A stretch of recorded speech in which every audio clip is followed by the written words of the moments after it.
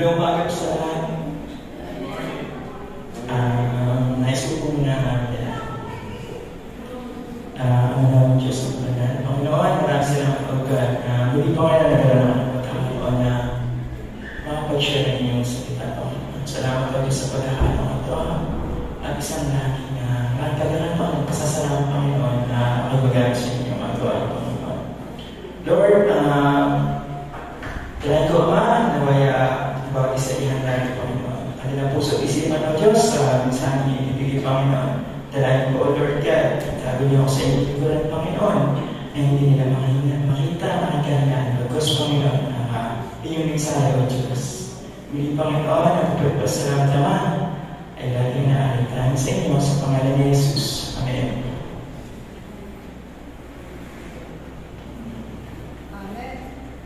Tahimik. It's been a week po since we did our lesson by kay Papa. Parang kala ko okay na, pero nandun pa rin yun. Still, ako yung pasasalamat para sa kanya.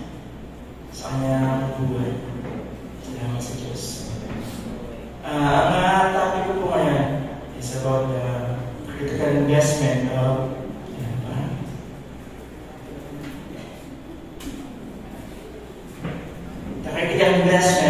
family leadership. At binigyan ko po ito ng tema na invest in SSS.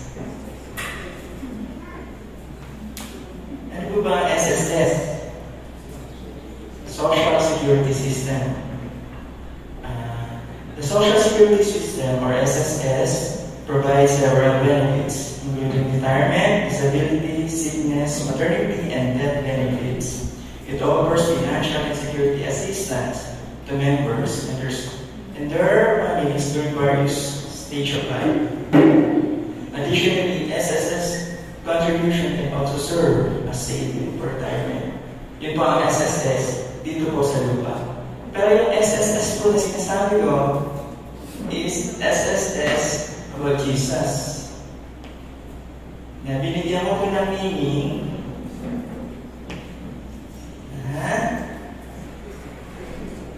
SSS, kung sa lupa ay Social Security System, ang SSS ng Panginoon is Soul Security Service.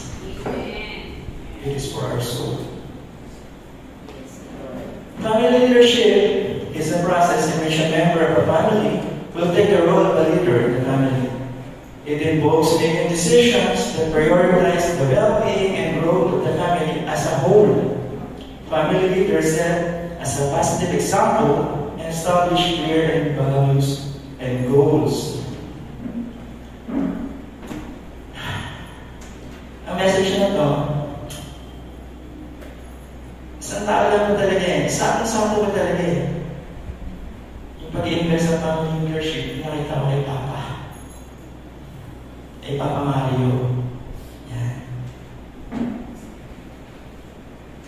Nakita ko po kung ano pa ang ng pag-i-invest ng family leadership sa pamilya. Talagang sasamuhay po ako ito. May katanong ko tayo. Adam, Noah, Abraham, Isaac, and Jacob. Ano pong mapapansin mo sa kanila? Sa mga nabanggit ko po.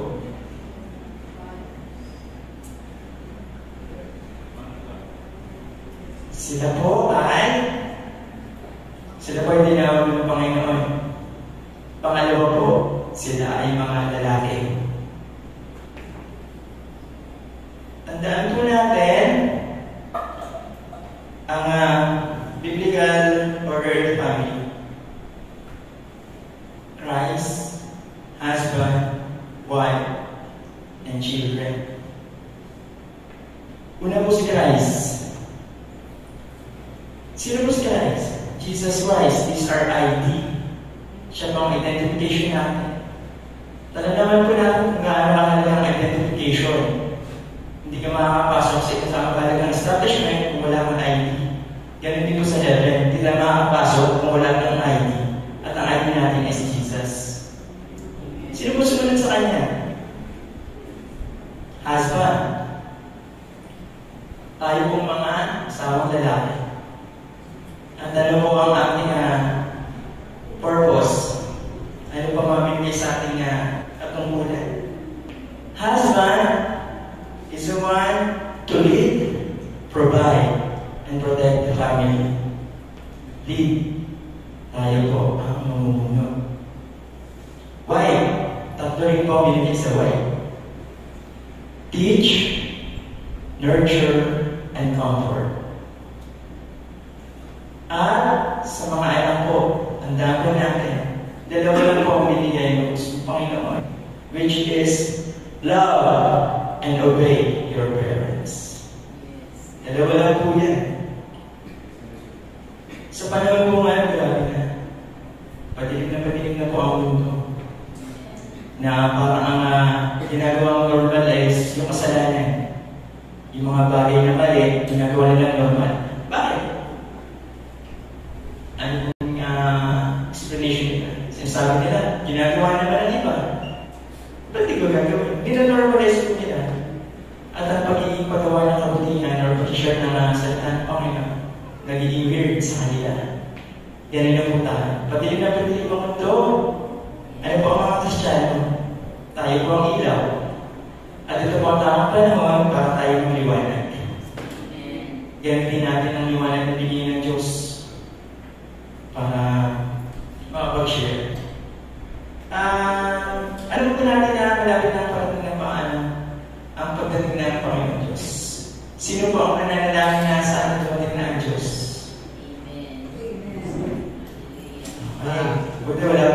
Buti wala pa nagtaas ng kamay. Kasi po, pag dumating ang Panginoon, hindi na po siya Savior, Judge. So, huwag po natin ipag-pray na dumating na po siya. Huwag po. Kasi alam po hindi, it's an act of selfishness. Ang ipag-pray po natin, bago siya dumating, naway mo lang tayong soul na mailigtas. Kasi pag dumating na po siya, judgment na po yun. So, huwag po muna natin ipag-pray ang pagdating niya. Kundi ipag-pray po natin na mag-iwan po natin ang tayo na to na kapag ang mga pag-save ng mga soul. Tandaan natin, hindi pa po lahat ng mag-ano natin i-save na mga kaibigan, mga kakilala. Yun po ang natin gawin.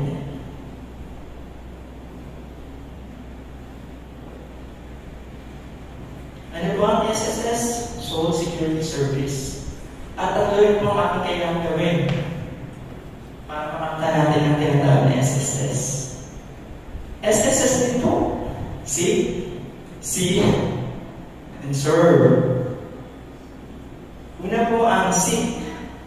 Matthew 6:33. But seek first the kingdom of God and His righteousness, and all these things shall be added unto you. Napakalinaw po. Seek ye first the kingdom. Huwag po natin i-seek or hanapin kagad ang tagumpay. Kayamanan, kapayapaan, hindi po natin ito makakanta kung hindi natin hinanap ang kaharian ng Diyos. Sinasabi nga po nito sa seek, meron po.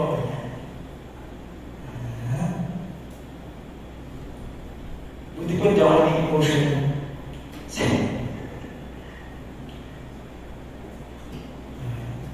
Una po natin ay seek. Yan. Pagana. Ito po ang ating Soul Security Service. Ito po ang security. Ang seek. Alam niyo po ba yung kanino? Or shadow? Yan. Ang shadow po, nag-represent po yan ng blessing. Yan, shadow. Kapag daw po tayo hinahanap natin ang Panginoon, inuuna natin ang Panginoon. Ito po ang Panginoon. Siya ang inuuna natin. Pag tayo po nakahanap sa Kanya, nasa po ang kanino? Nasa likod. Pag tayo po nakatalikod, nasa po ang kanino? Nasa harapan. Ngayon, yung pag ng Diyos, hindi natin siya tinanggap, lagi natin siyang tinatalikuran.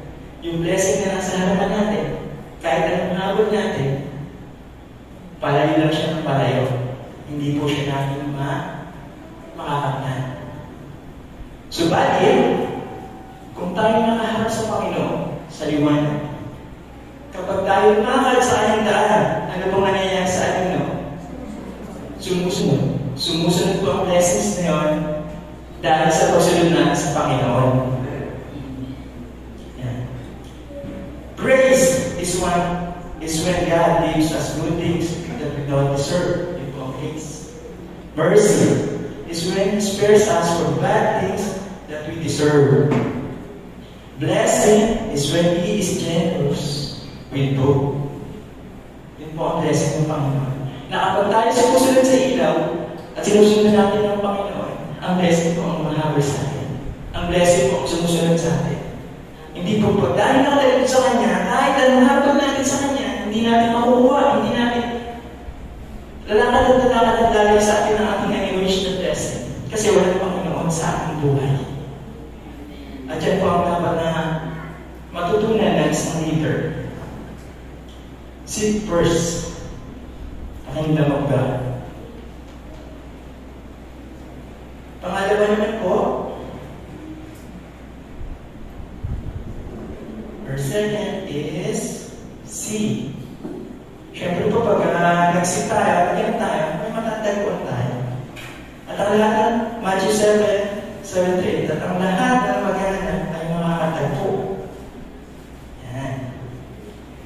Yung tayo nakatagpo, una po, di ba, yung blessing.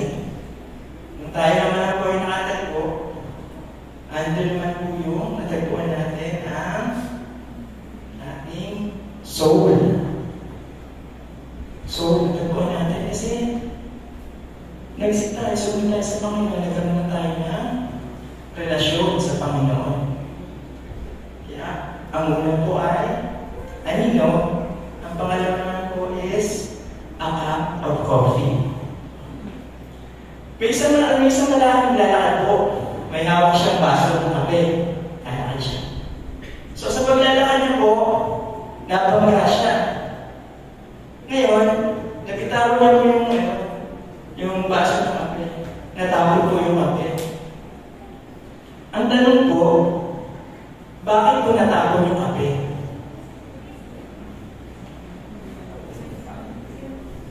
Bakit po natapon yung kape?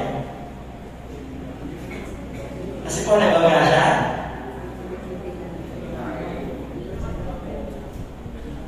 Ang sabi po, natapon po yung kape kasi yun po yung laman ng baso. Kung di ba, naglalaka ang baso ng kape, natapon yung kape, kasi yun po yung laman ng baso. Ano po yung ano doon? Explanation po, nakakatawa eh. Ang explanation po, nung parte na rin mo. Ito po. Darating yung panahon, mababangga tayo sa buhay. Mababangga tayo sa buhay. And when that time comes, pag nabangga mo tayo, hindi mo lalabas yung ano natin eh. Ating katauhan. Ang pagsubok.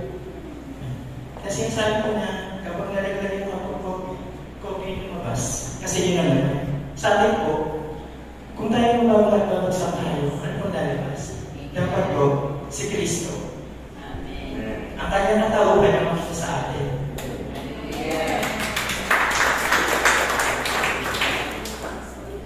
In times of trouble, let's make people know that there is Jesus who always loved and cared for us and for them. Amen. Tandaan po natin tayo mga Kristiyan, sa atin po natin nakatingin ang mga mata ng believers. So sa lahat po ng pagkakataon, lagi natin isapusad sa buhay si Kristo. Dahil darating po talaga paano, mababangga tayo, dadaan po tayo sa pagsubok. At sa pagsubok ngayon, magiging blessing tayo sa iba. So pamamagitan na nakikita nila sa atin, kahit dumating tayo sa pagsubok, hindi tayo nagtitingnan. Kasi nag-exit tayo sa ating puso na lumabay at nabigay ng kalakasan. Soul. Pangalan po, pangalawa. Meron po tayong soul, security,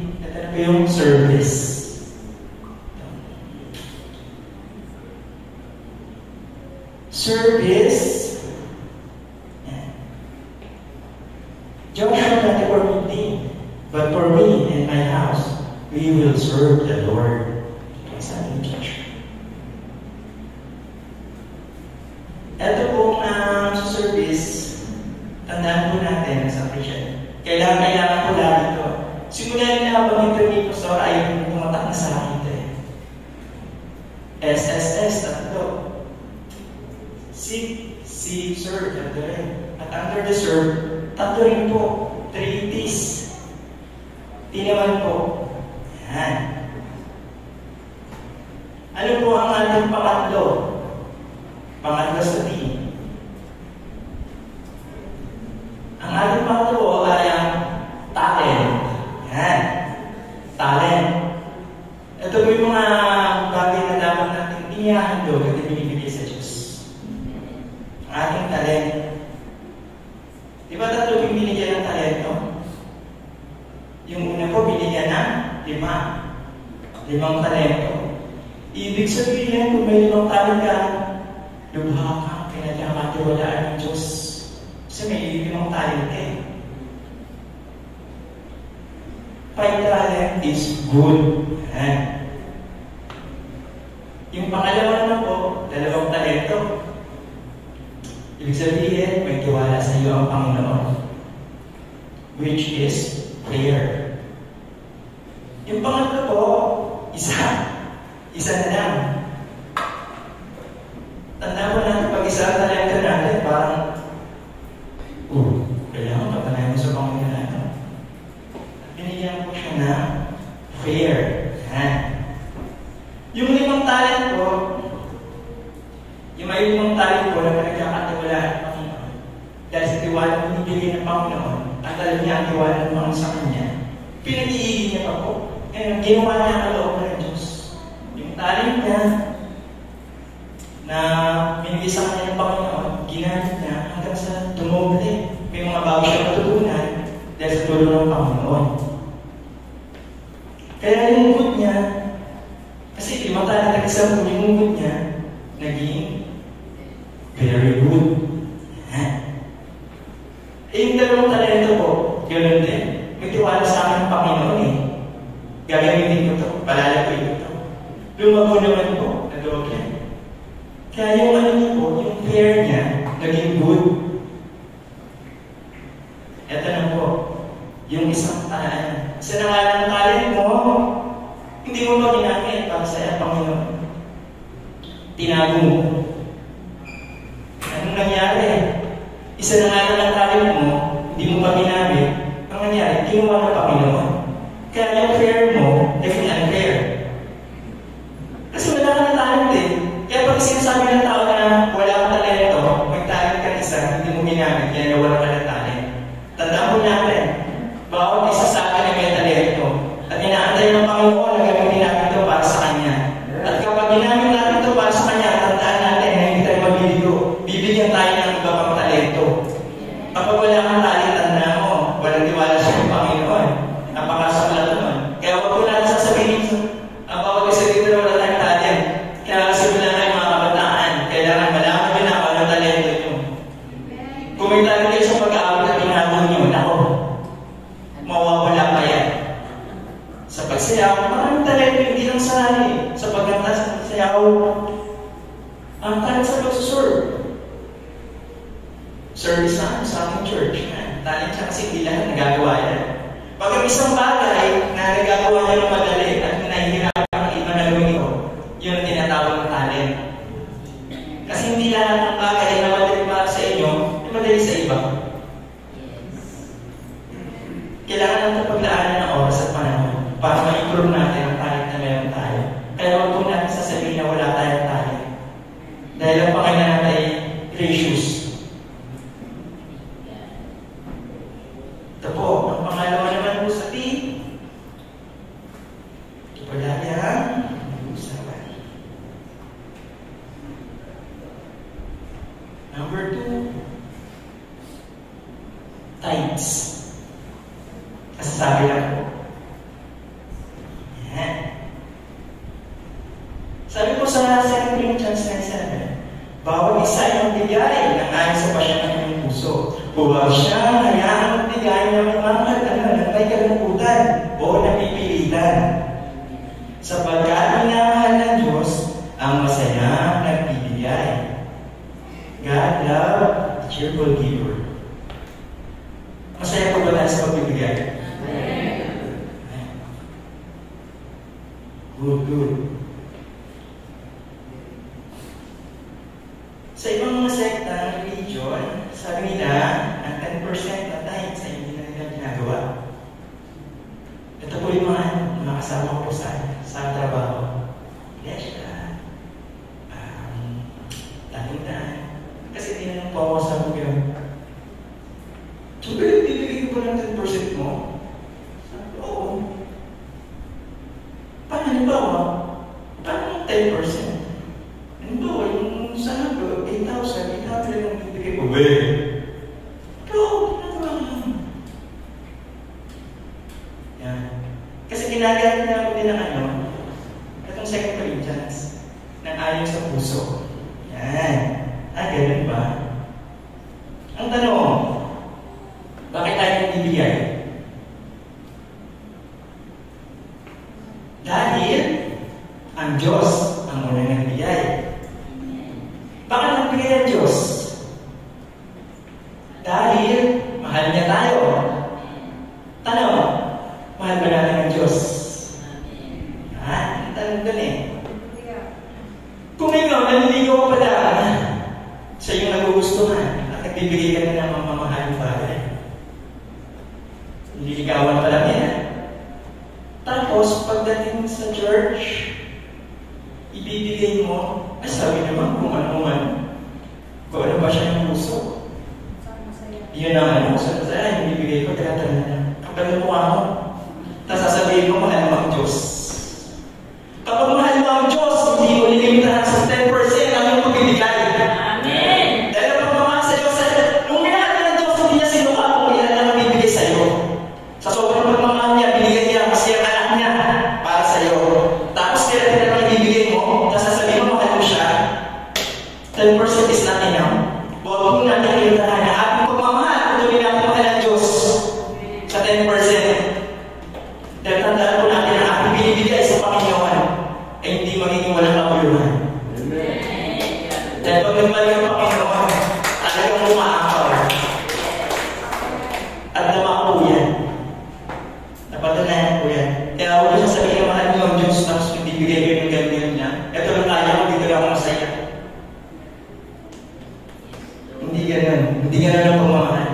Dahil tandaan natin, pagmamahal natin sa atin, walang katumbas. Hanggang buhay tayo, gagawin niya lahat para tayo magkaroon ng kaligtasan. Ganun ang pag-ibig ng Panginoon. Giving is not an act of generosity. Giving is an act of obedience. Hindi kailangan ng Panginoon ng ating pera at totoo lang. Hindi kailangan ng Panginoon. Kaya huwag kang magyabang kung ano meron ka. Dahil kung ano meron ka ngayon, galing natin sa Panginoon, wala kang pamabalang sa Kanya. Tapos yung sinabi, ang mabal talaga ng mukha niya pasensya na po kasi sa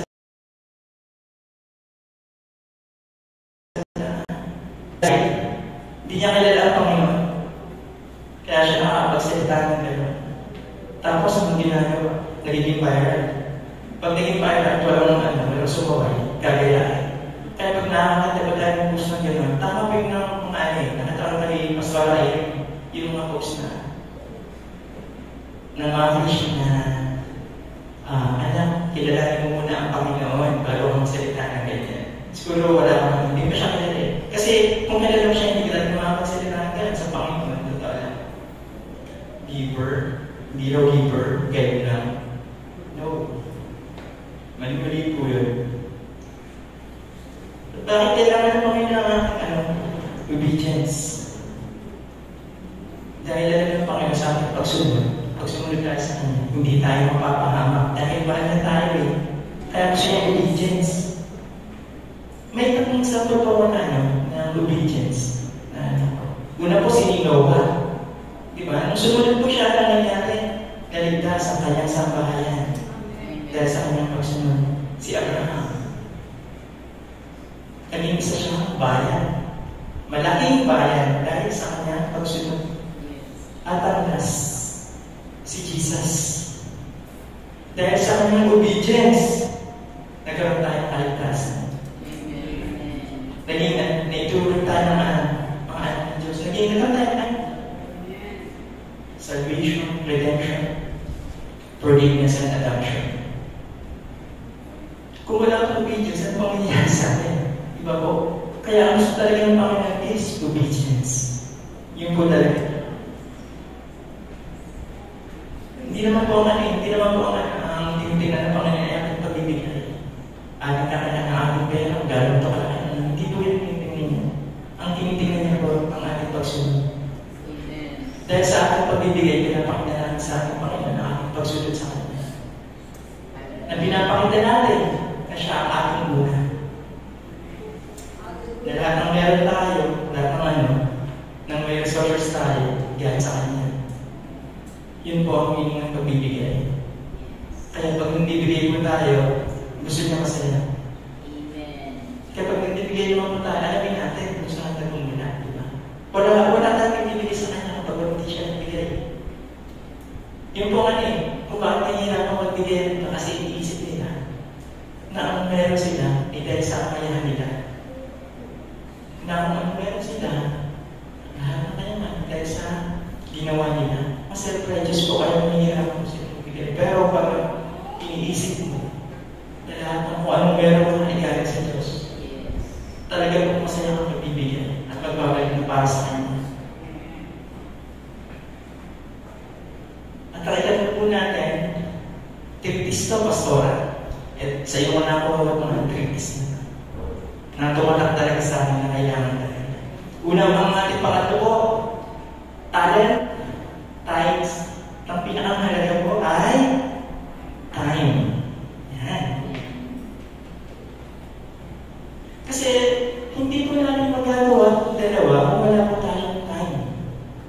Paano natin maibibigay ang ating time kung wala tayong oras sa Diyos? Paano tayo mapagbigay ng ating times kung wala tayong panahon sa Kanya? Yan tayo po ang pinaka-importante. Kasi kung tayo na to, nadaan ako naman sa Facebook.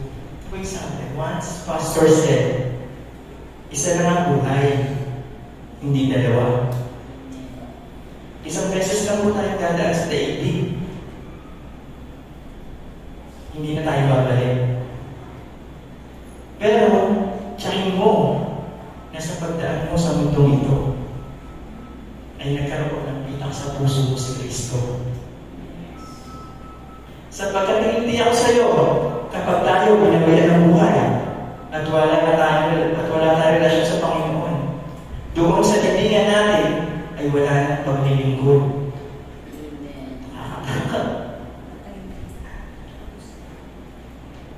Isa lang ang buhay, wala na pong rewind. Lahat po tayo ay haharapin ang physical death. Yan po Hebrews 9:27. Tulad ng bawat tayo na namamatay minsan, pagkatapos ay ang paghatol. Pagpilit ng ating mga mata, pagbantay ng mga paa, pagdilat natin, nasa harapan na tayo ng Diyos. Face to face, eyes to eyes. Kung dito wala kang ginawa sa Panginoon, di ka naglingkod sa Diyos, anong mukha ang ihaharap mo sa Kanya? Pinili tayo sa malaking halaga. Let us use our time to invest for the work of the Lord, and we will never be disappointed. Kaya, totoo ako. Siguro nga si Papa, nakaharap niya, hindi siya mahihiya. Yes, amen. Kasi ginawa niya yung dapat.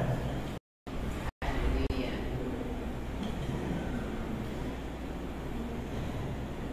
Session po ako, medyo mabilis po ang aking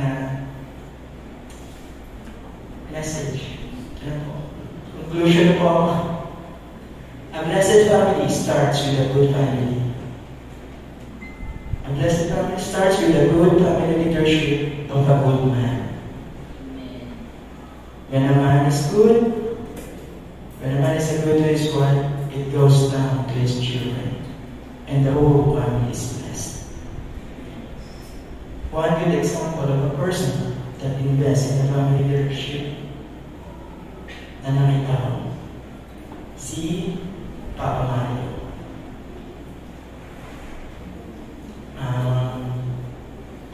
Salamat po sa pagiging mabuting ehemplo ng isang mabuting family leader.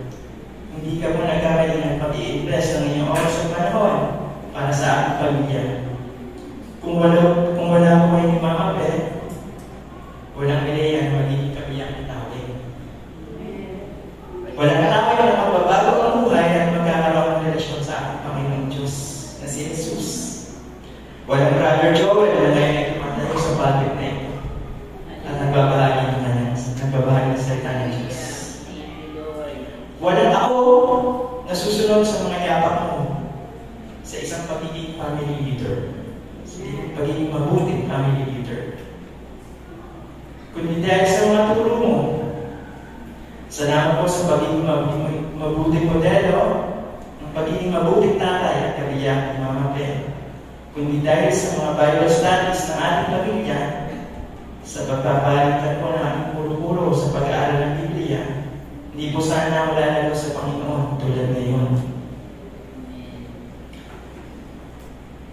Salamat at hindi ka nagkamali mag-invest sa ating church. Ang inyong mga parang oras na ibigay na hindi masayang. Sa mga leader at mga pastors na tunay na mga kapatiran. Ang taus-puso po namin pasasalamat sa inyo. Salamat po sa pagpapakita ng inyong pagmamahal, katapatan, support, at kalakasan. Ang taus-puso po pong pasasalamat. Sa oras po ng aming pagdadalangan, nandiyan po kayo upang magpalakas ng aming loob at magbigay ng kapayapaan. At higit sa lahat, nang kami po ay labas na nangailangan, kayo po ang tumulong.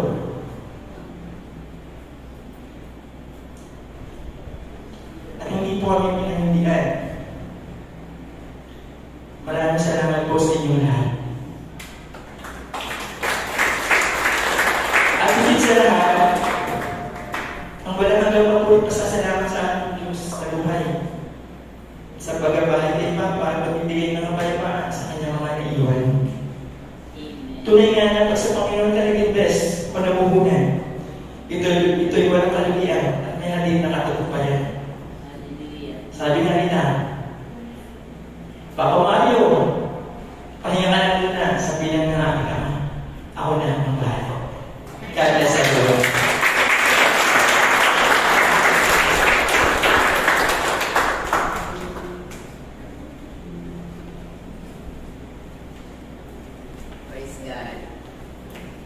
Thank you, Brother Joel. God be the glory. Pastor Mima. Sabi mo, ikaw nang bahala. That's the last word.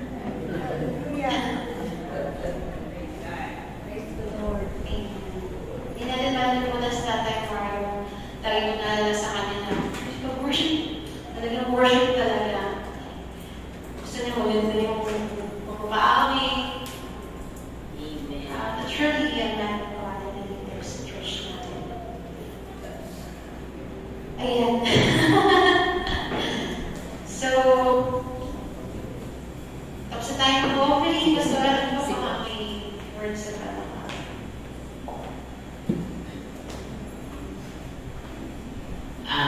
Siguro nais ko na lang sa magdalagi ng pagkakataon na ipanin po natin ang buong family na sa kanilang journey ngayon, alam ko na may kalungkutan, alam ko ito yung panahon na napakahirap, pero sabi ko nga kay Ninang Faith, lagi lang isipin na siya ngayon ay masaya sa Panginoon. Para pawiin ang lahat ng kalungkutan, lahat ng ating nararamdaman. So may I ask everyone to stand up. At siguro dalhin natin sila sa panalangin dito na Tulad ng sinabi ni Brother Joel, ito po ay isang commitment mo sa Panginoon. Na yung mga bagay na hindi natapos ni pa, meron kang tungkulin ngayon na maninindigan para sa pamilya. So may I request everyone, ang family, the whole family, pag-pray po natin sila. Ang haligi ng tahanan ay wala na, pero ang kanyang mga iniwan na halimbawa, ito ang maging kalakasan nila, that none of them will not be lost in God's hand. So yun yung ating pong prayer, none of them. Kanilang pong pamilya, kanilang angkat, tulad ng naging commitment ni Nino na ang kanyang pamilya ay dalhin sa Panginoon. Nagsimula sa isang matibay na haligi sa kanilang paglalakbay at ang kanyang mga kamag-anakan ni Inang Fe ay naging bunga upang ito ay abutin sa Panginoon. So may I request na ang buong congregation ay stretch ang iyong kamay. Hallelujah! Panginoon, narito lagi ng Diyos ang buong family. Maraming salamat sapagkat mula sa isang haligi ng tahanan, naging haligi din ng buong iglesia. Ginamit mo siya, Panginoon, kung papaano dakilang Diyos na naging matibay, naging matatag, sumunod dakilang Diyos sa iyong kalooban. Ipinakita niya, Panginoon, ang tibay ng loob sa lahat ng hamon ng buhay. Pinatataga ang kanyang pamilya sa pamagitan ng iyong mga pangako, sa pamagitan dakilang Diyos na mga salita mo na nagbigay ng buhay. Kaya dalangin ko, Panginoon, ang buong family. Mula kay Ninang Fe hanggang sa kanyang 3 anak, mga apo. Dalangin ko, Panginoon, ang mga panahon na ninunurture mo sila sa pamamagitan ng kanilang ama, na tumanggap dakilang Diyos ng buhay mula sa iyo. Hayaan mo, Panginoon, na mga panahon na to, na iniwan niya sa kanila ang lahat ng kanyang tinanggap upang bakunin din nila sa kanilang paglalakbay hanggang sa uling hininga ng kanilang buhay. I pray, Father God, right now for your blessing, comfort and strength, na ang kanilang buong pamilya dakilang Diyos maranasan ang iyong pangako na ang sino mang mananampalataya sa sambahayan, Lord, buong sambahayan nila ay tatawasanin ng kaligtasan sa iyo. Mula kay Maureen sa kanyang pamilya na itinatayo, kay Melea at kay Christian dakilang Diyos, mga ama at ina ng tahanan na inihabilin ng kanilang ama ang iyong mga salita. At sa katuwang ng kanilang ina na narito, dalangin ko, Panginoon, bawat salita na napunla sa kanilang puso, huwag itong masayang, maipamana nila sa kanilang mga anak, hanggang sa kanilang mga anak at anak. Let this blessing that comes from you, Panginoon, tumibay sa kanilang puso, maging pamana ng kayamanan na kailanman hindi ito mawawala. Lord, pagpalain mo ang family, i-rescue mo from darkness to light. Let this blessing and declaration, Father God, be abundant sa bawat pamilya na kanilang itanapin. Bless them, Lord, once again. At salamat, Panginoon, sa isang patutuo ng isang ama, ng isang ina, damhin ito ng buong pamilya na hanggang sa kanilang mga anak at anak, Lord God, ang blessing na ito ay patuloy nilang mararanasan. Lord, we thank you so much, Panginoon, sa church. Dalangin ko, Panginoon, na patuloy mong pagyamanin ang bawat anak mo. Marami ang nagpasimula nito na wala na sa amin. Subalit na ng Diyos, dalangin ko na ang lahat ng nagpasimula na dumadaloy, Panginoon, ang kalakasan, tibay ng loob. Dalangin ko, Lord God, na magkaroon ng matibay na pangitain ang buong iglesia ng Sambahayan ni Cristo. To reach out the family and beyond, I pray, Father God, that this blessing of vision magkaroon, Panginoon, ng power and authority sa aming pamilya, sa aming mga kamag-anak, sa aming extended family. And let this blessing, Lord, be reached out hanggang sa buong mundo na maririnig nila tinig ng Sambahayan ni Cristo na ang pangitain na itong Panginoon maglalagablab sa buong mundo na marami pang mga tahanan, marami pang mga pamilya ang aming maabot sa pamamagitan ng iyong walang hanggang biyaya. Lord, we thank you so much sa lahat ng mga family na itinayo mo, Panginoon, sa Sambahayan ni Cristo. Dalangin mo, Panginoon, ang iyong power. I declare, Lord God, you're full of blessing ng salvation, full of blessing ng finances, full of blessing, Panginoon, ng buhay na nagmumula sa iyo. That none of us will be lost in your hand as we obey you, Panginoon.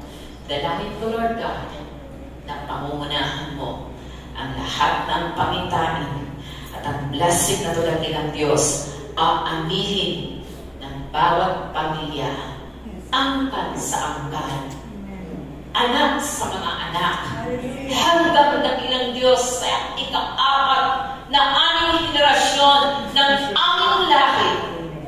Iwawayway namin ang tagumpay na nagmumula sa iyo. Ibagal mo ang bawat pamilya, Lord, na nalilihis ng daan, bawat pamilya, Panginoon, na nagbigay ng kanilang buhay, ng kanilang kalakasan, ng kanilang pananalita, ng kanilang pag-asa na bilang Diyos.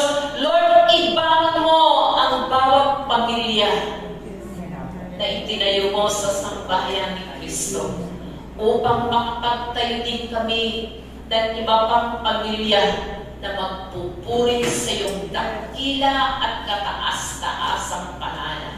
Sasambahin ka, Panginoon, mula sa lupa hanggang kalangitan. Dalangin ko, Panginoon, na ang full na blessing, declaration in our family, in our loved ones and friends, Father God, that this blessing of salvation sa aming mga pamilya maranasan ang bawat isa. Maraming salamat, Panginoon. Naway dakilang Diyos, patuloy mo kaming pagkaingatan sa bawat sandali ng aming pakikipaglaban. Magtatagumpay kami dahil ikaw ang aming kasama. Maraming salamat, purihin ka at luwalhatiin. Hiniling ko ang lahat ng ito kay Cristo Jesus naming Panginoon. Amen. Okay, thank you so much. Inakay and sa inyong family. May the Lord God bless you. Tulad nga po lang sinabi ni Joel, kami nagpapasalamat, kami bumili. Nagpapasalamat po kami sa support ang nagkaroon nyo at sa mga pagdamay. Kaya salamat po, wala akong masabi kung hindi magpapurin pa salamat. Sa bangsa, mga kapatid, pamilya, talaga pong naramdaman namin ang pagmamahal po ninyo. Kaya hindi na sayang ang ipinunla ni Ma'am na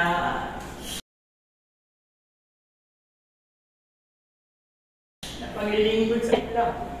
At salamat sa Panginoon, ay binigyan kami ng kalakasan. Yun lang po, salamat.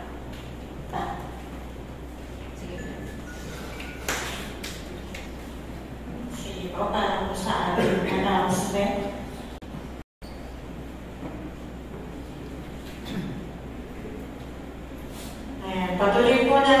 tayong umattend ng Philip service every Wednesday at 6 p.m. via Zoom live at SNK Christian page. Ganun din po ang ating prayer meeting every Friday at 6 p.m. via Zoom live at SNK Christian page. At para po sa ating topic for the June 16, Father, Call to Excellent Leadership by Pastor Dante Branta and Brother J.R. Camu. Then po sa June 23, The Order of Hierarchy in the Family by Pastor Alex Lim and Sister Mian Palomeno. And June 30, An Appeal to All Children, Pastor Liza Lee and Brother J.R. Camu. Salamat po sa nag-usher and Marcia kanina.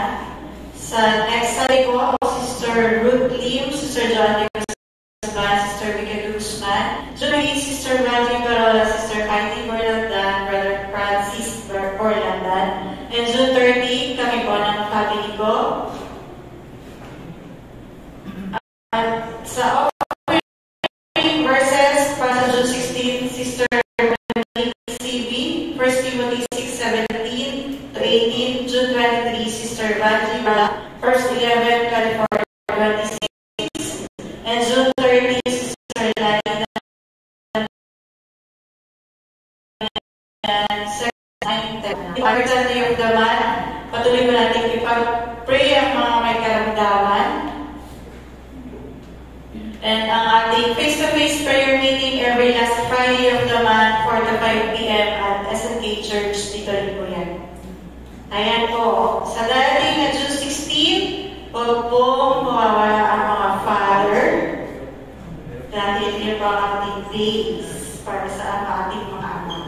At sa darating na June 30, supportan po natin ang ating anniversary and free concert. Pati pa natin is Amazing Love. Dito po yan sa SNK Church. Kayo ba po bang detalye na dapat i-announce sa 30? Wala na po? Mag-invite po, mag-invite. Siguro dahil sa practice na dapat bigyan nyo na po ito ng pagpapalaga bawat Sunday. Siguro po, maging aware po ang church na every time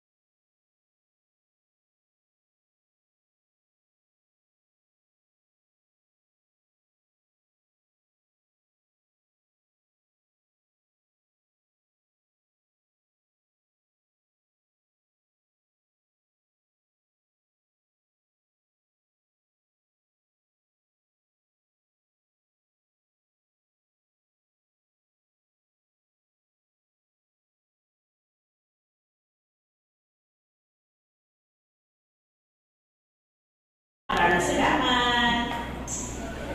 See you sa SNK Caregiving. 3 p.m. Pastor. Tama? Yung mga young people, sorry, Maria. Young people, taas ang kamay! Yay! Wow! Buhay na buhay! Buhay na buhay! Mga young people, meron tayong gawain. Pero magrelasyon yung gawain natin by July. Hindi mo na ngayon. Kasi busy kami sa SNK Caregiving na kaanahan namin sa concert. Sana maintindihan mo. Pakitingnan ng mga kabataan. Dati na pag nag-meet tayo, may exam agad tayo. Okay? Sige po, kung wala na po, tayo ulit na kayo. Kailangan sa closing prayers. Sige, Lord.